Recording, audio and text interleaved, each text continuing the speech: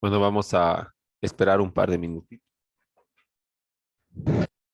Bueno, vamos a esperar un par de minutitos a que se nos unan otra vez los compañeros y luego continuamos con la clase.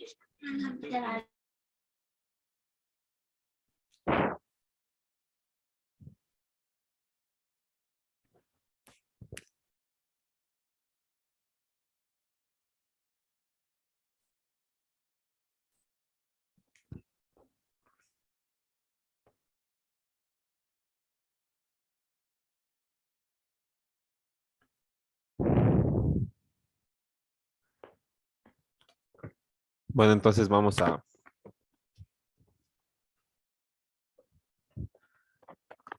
continuar con la clase. Bueno, me había olvidado de darles eh, dictarles esto el material para, para la materia, ¿no? Entonces va a ser necesario de verdad que de alguna forma, ya sea en físico o en digital, ¿no? Se adquiera el,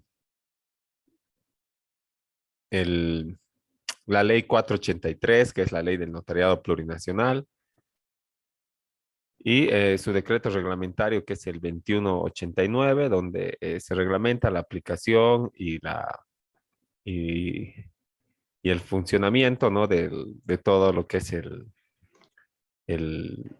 la práctica notarial, ¿no? Y también el Código Civil y la Constitución Política, porque, bueno, entre otros, ¿no? También vamos a ver al final un poquito el Código de las Familias, porque, bueno, Doctor, disculpe, la 483 y cuál más? y el Decreto Supremo Reglamentario, que es el 2189, ¿no? Que es el reglamentario de la 483, y eh, como de manera complementaria también el Código Civil y el código, bueno, donde están los contratos, ¿verdad? Se detalla algunas cosas de la personalidad, también se trata de la representación. En el Código de las Familias está, digamos, el divorcio, ¿verdad?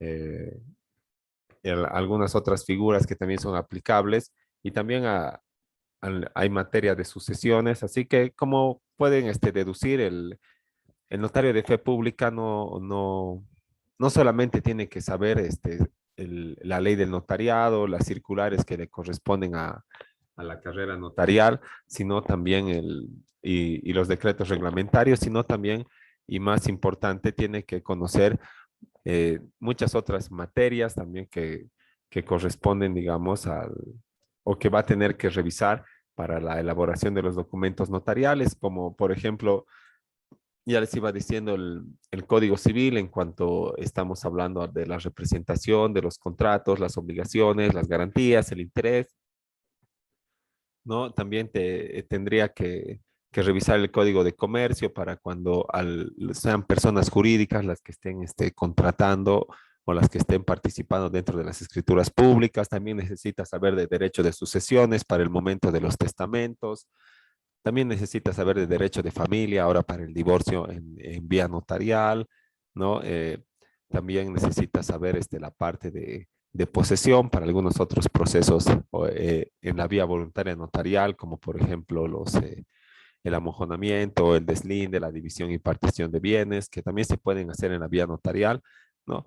Pero implica estudiar muchas otras materias o dominar muchas otras materias del derecho que van más allá y que exceden, digamos, el derecho notarial propiamente dicho, ¿no? Por eso vamos a ir revisando el Código Civil constantemente, también la Constitución, vamos a ir viendo todo con apoyo con base siempre en nuestra ley 483, que es la del, la que regula la práctica notarial y que está vigente, ¿no? Entre otras cosas más, vamos a ver, bueno, se va a calificar como el anterior semestre, ¿verdad? 35 puntos el primer semestre, 35, pero el primer parcial, el segundo lo propio y el tercero 30 puntos, ¿no?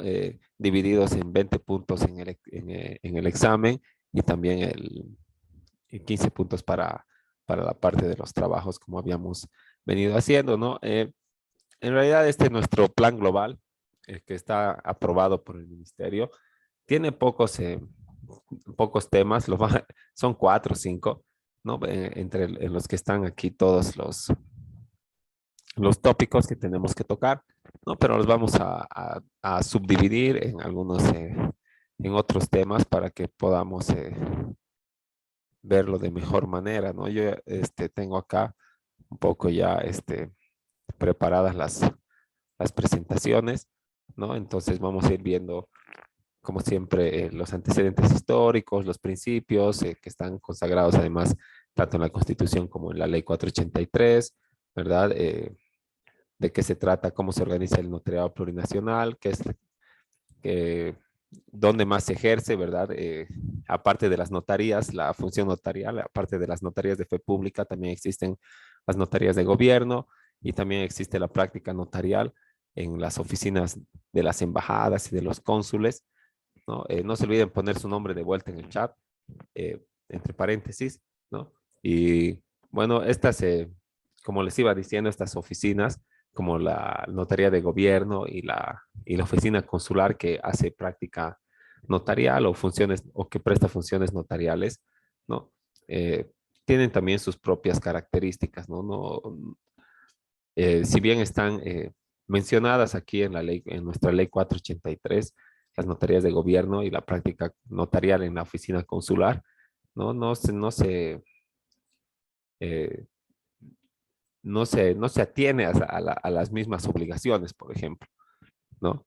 El, el cónsul que va a ser notario, que va a dar documentos públicos, algunos documentos públicos, ¿no? Con ese valor de fe pública que tienen las escrituras públicas, el, no tiene que ser abogado el cónsul, ¿verdad? No tiene que ser abogado el embajador, pero sí va a ser práctica notarial.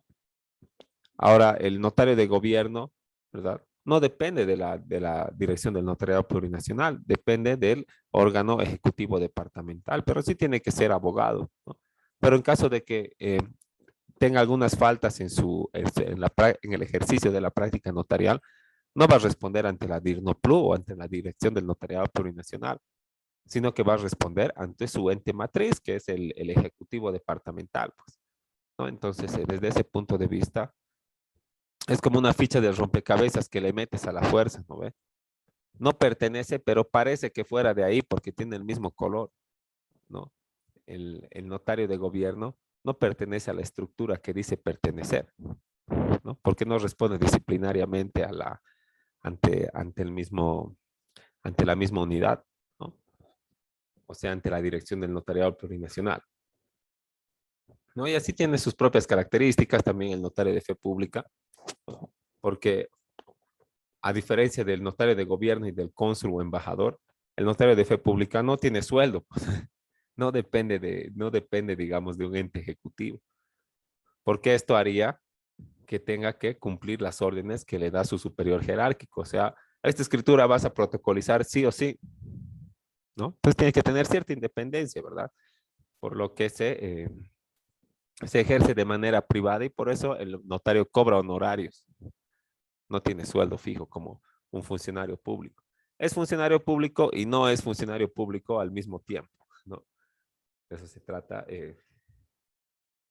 Esa parte que también eh, tiene sus notas interesantes, la carrera notarial y bueno, de la notaría de gobierno un poquito les he hablado.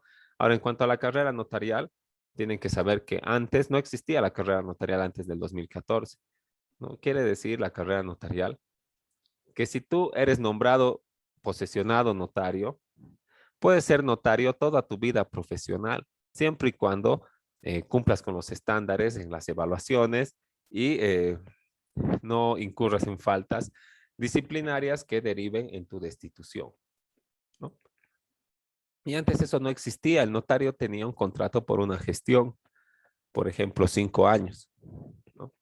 Y luego era incierto, ¿verdad? Tenías que volver a postularte, tenías que volver a, bueno, a realizar todo el proceso para ver si es que te volvían a nombrar notario.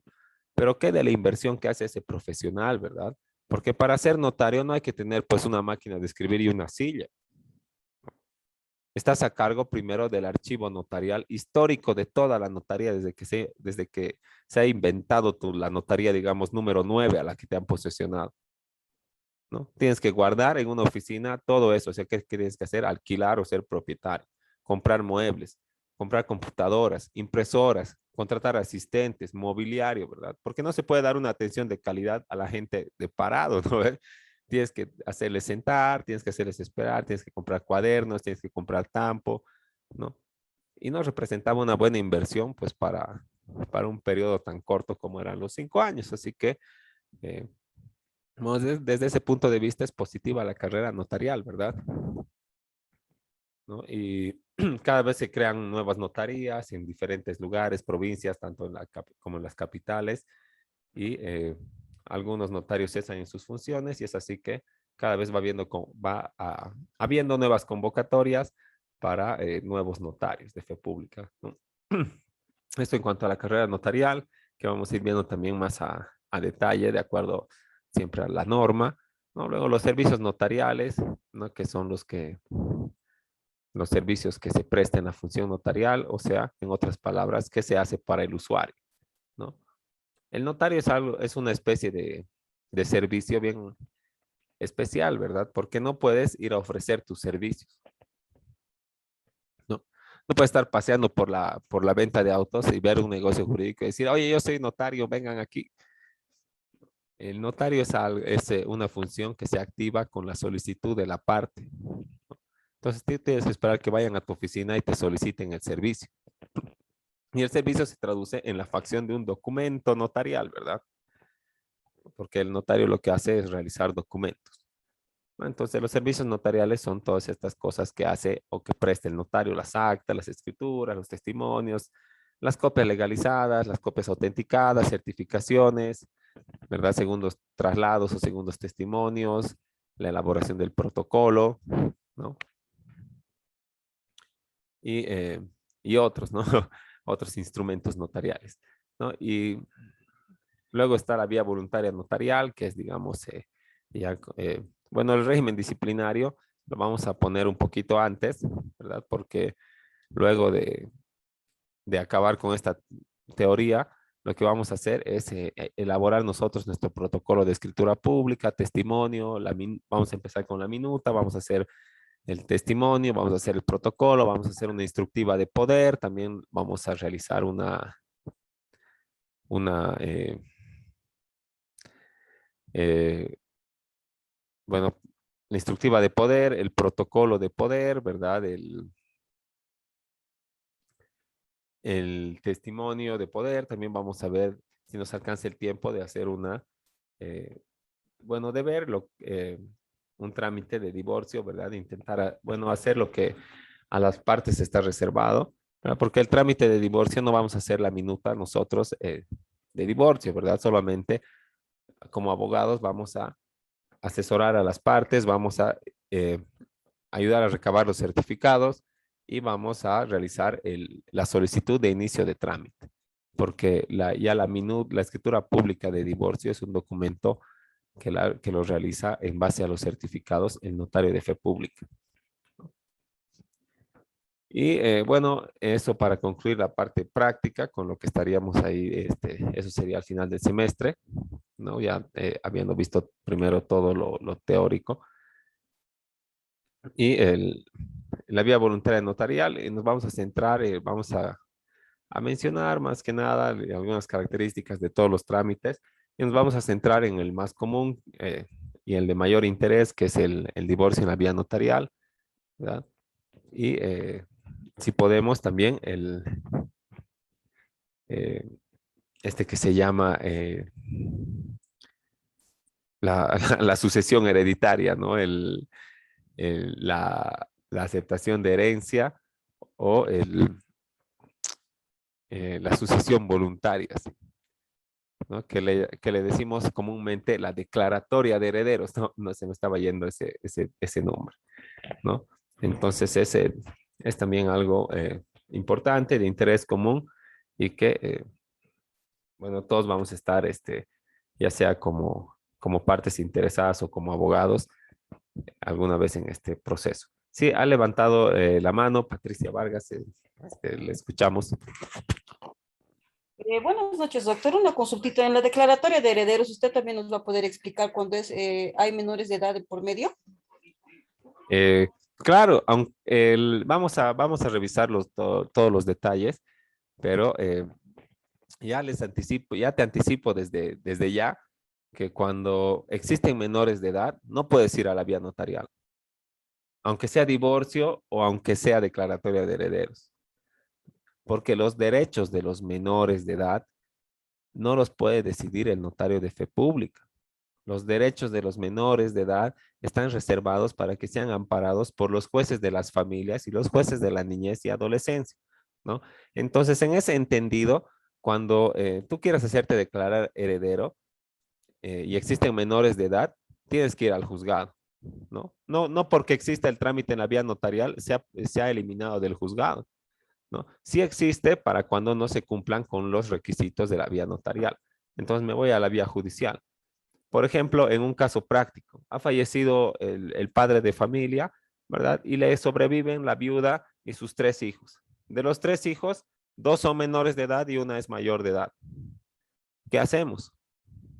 O nos declaramos todos en el juzgado, herederos, o si queremos algo un poco más rápido, ¿verdad? Se declaran las 2 mayores de edad, es decir, la esposa y la hija mayor, en el notario, se reservan los derechos de las menores para la vía judicial y con posterioridad se declaran en la vía judicial las menores de edad, por intermedio, obviamente, de su madre como tutora, porque ellas no pueden firmar ningún documento siendo menores de edad.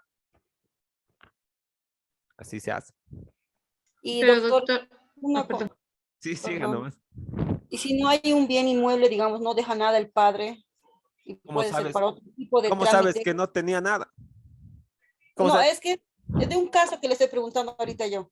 Por eso le hago la consulta. Ah, Si el padre no ha dejado un bien inmueble y solamente se requiere esa declaratoria de herederos para poder hacer, digamos, cualquier trámite en las AFPs o en cualquier empresa que hayan tenido, ¿se puede igual eso le o digo. tiene que ser sí o sí por la vía de familia, digamos, de juzgados de familia? Si tú quieres hacer declarar a una menor de edad, sí o sí tienes que ir al juzgado. Sí o sí tienes que ir al juzgado. Pero ¿qué pasa en esto de las AFPs? Existen los hijos, pero a veces se hace declarar por la premura, por el tiempo, solamente la esposa. Porque nada es definitivo en materia sucesoria. Siempre en la sentencia o en la escritura pública va a decir que se reservan los derechos de terceras personas que tengan igual o mejor derecho que vos, ¿no? Y que se pueden hacer declarar herederos ya sea en vía notarial o en vía judicial, ¿no? Entonces, como tú dices, mi papá no tenía ningún bien o mi mamá no tenía ningún bien, bueno, al momento de heredarme, ¿verdad? Pero como yo te digo, pues yo no sé qué tenía, ¿verdad? No, yo no sé si aportaba a la FP, yo no sé si tenía cuentas en el banco, tal vez tenía algún lotecito por allá que yo no conozco, ¿no? Entonces, ¿qué pasa en este caso? Nos hacemos declarar, como dicen comúnmente, sobre la generalidad, o sea, a título universal se llama técnicamente, ¿no? ¿Qué quiere decir eso? Que no sé, pues qué bien, ¿verdad? Si yo tendría algún bien, diría, me declaro heredero sobre el bien inmueble inscrito en derechos reales de la ciudad de Cochabamba bajo la matrícula computarizada número tantos. Y sobre los vehículos con placa de circulación ta, ¿no? Pero como no sé, ¿verdad? Entonces, ¿qué hago? Me declaro a título universal sobre todos los bienes que haya tenido en vida el señor X con el carnet de identidad número tantos, ¿no? Entonces, ¿qué voy a hacer con mi declaratoria de herederos, ya sea con mi sentencia o con mi escritura pública? Me voy a ir primero a derechos reales, ¿no ve? Voy a buscar los bienes que tenga a nivel nacional y si tiene alguno me haré declarar sobre esos bienes. Si no tiene ninguno, pues hasta ahí pare de contar. Me voy al tránsito, hago lo propio para buscar si tiene algunos vehículos registrados a nivel nacional y qué placas. Si no tiene nada, todavía puedo ir a la ASFI, ¿verdad? A ver si tenía cuentas en los bancos. Y posteriormente, por último, puedo irme a la cooperativa de teléfonos Comteco a ver si tenía alguna línea a su nombre. Si no tiene nada ahí, pues no tenía nada, ¿no? Pero tal vez tiene deudas. Y si yo me hago declarar a título universal, voy a adquirir las deudas, ¿no? Entonces, así es. No sé si tal vez te queda alguna duda al respecto.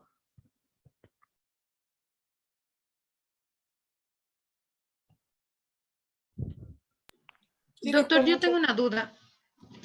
Sí, No es mejor, o sea, más que duda creo que es un comentario, no es mejor que cuando sucede, como el caso que Patricia acababa de plantear, declarar directamente herederos universales tanto a la madre como a los hijos, así sean menores, porque si hacemos la declaratoria de herederos solamente de la madre, en este caso, cuando la madre muera, nuevamente hay que pagar el impuesto a la transferencia, nuevamente hay que hacer todo el trámite y eso creo que nos acortaría un paso, ¿o estoy mal? el, digamos, cuando tú pagas el derecho a la transferencia a la transferencia a título gratuito, que no es el 3%, en realidad es el 4%, ¿no? Por esta característica de gratuito, ¿no? Se va a dividir entre los herederos, ¿no ve? ¿Ya? Para que tú pagues el impuesto, o sea, por duodez, perdón, el, el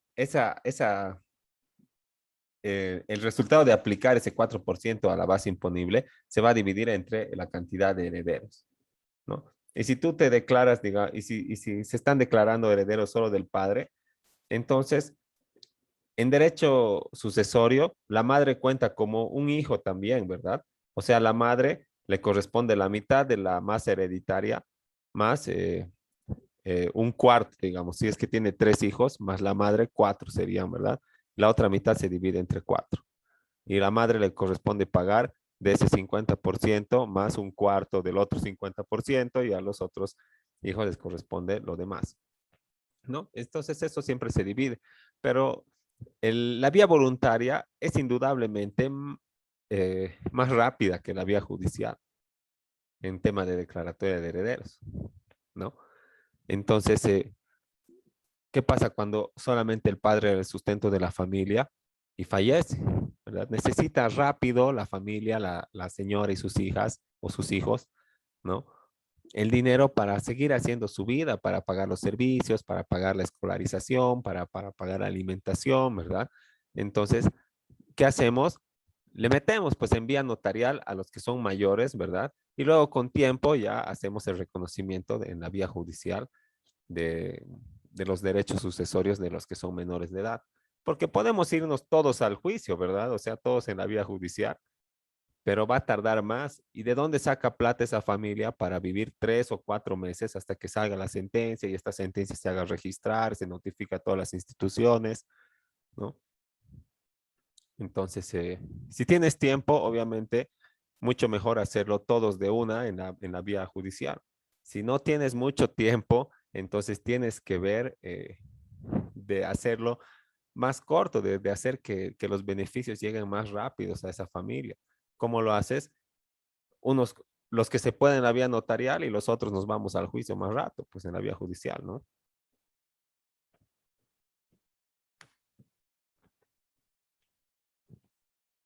Y así, ¿alguien tiene alguna otra pregunta?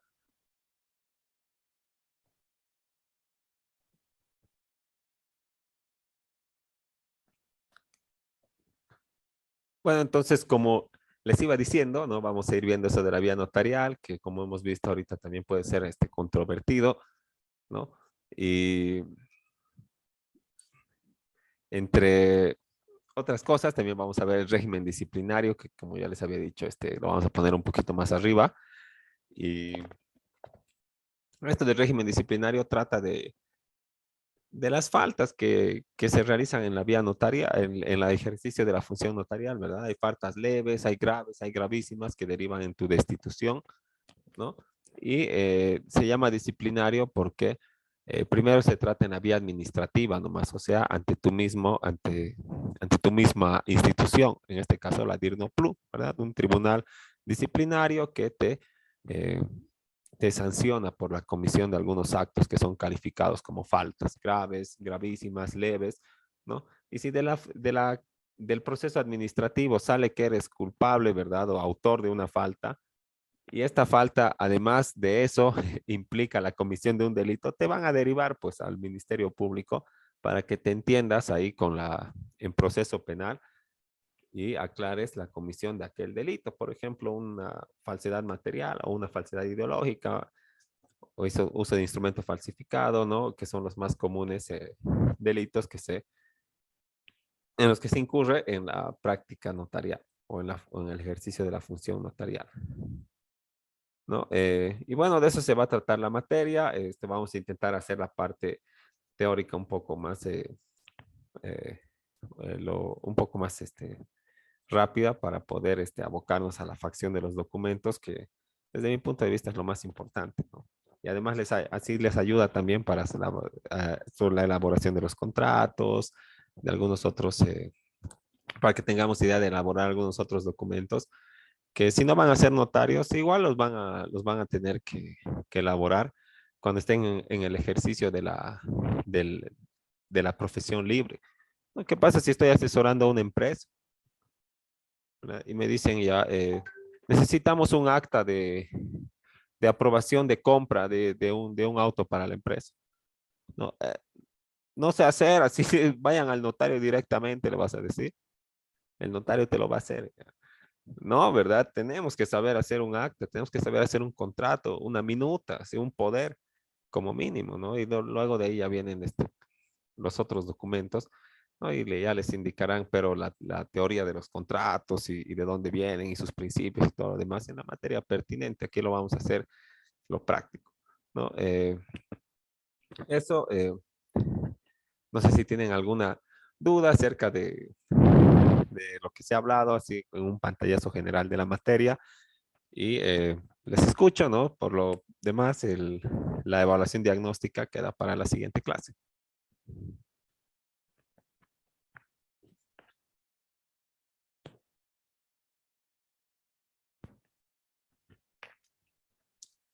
Bueno, si nadie tiene ninguna duda, ¿no? Entonces nos vemos la siguiente clase para dar nuestra evaluación diagnóstica y empezar con el avance de la materia. Hasta luego. Buenas Buenas noches. noches, Lisa, se cuida. Sí, hasta luego. Hasta luego, doctor. Hasta luego.